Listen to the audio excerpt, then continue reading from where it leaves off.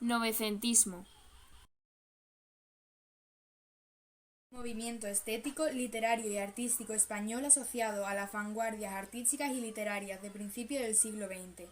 Engloba a un conjunto de autores de entre la generación del 98 y la generación del 27, nacidos hacia 1880. Por lo tanto, también incluye a la generación del 14.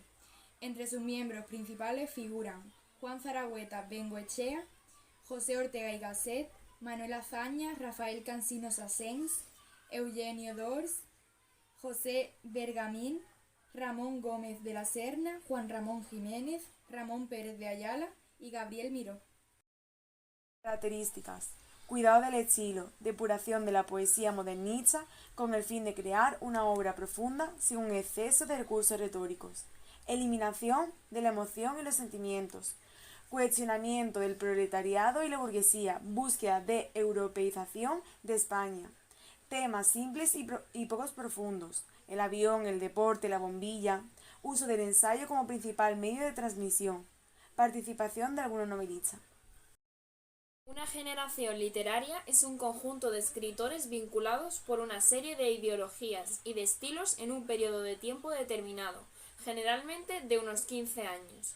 Para que una generación literaria sea reconocida como tal, deben cumplirse una serie de premisas: proximidad entre los años de nacimiento, formación intelectual semejante, acontecimiento generacional, participación en actos diversos, etc. Movimiento literario o cultural que surge en España, distinto a los surgidos en el resto de Europa tras el estallido de la Primera Guerra Mundial. Concretamente se trata de una generación de intelectuales destacados de la época, de los ámbitos artístico, científico, político y filosófico, llamada generación del 14 o generación de 1914.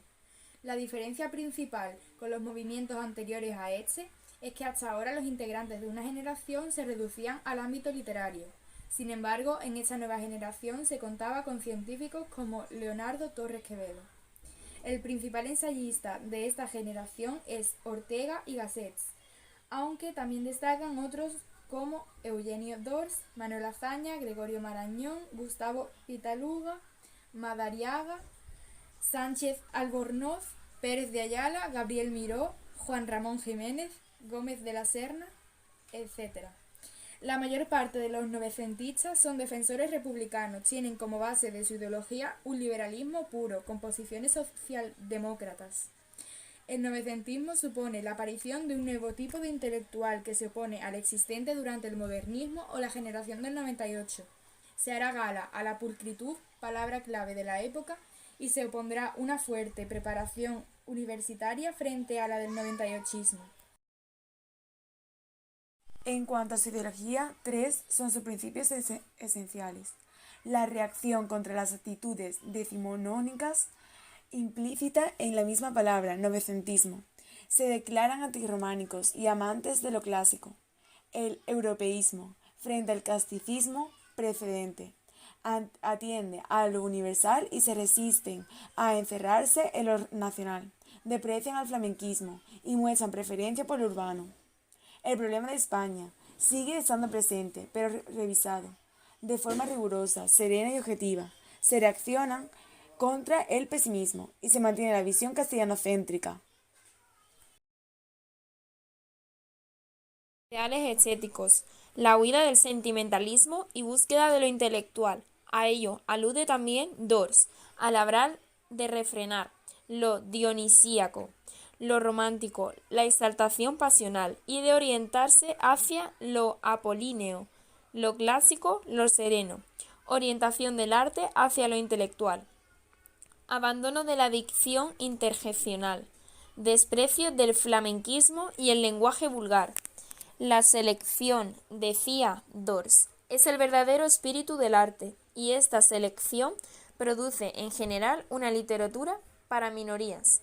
El intelectualismo, producto de la preocupación para evitar lo sentimental, visible incluso en la novela y en la poesía. Cosmopolitismo, huida de los aspectos más nacionalistas de la cultura y el europeísmo. Se acepta la llegada de corrientes intelectuales europeas. Todo conduce hacia el ideal de un arte puro, que se proponga un mero placer estético.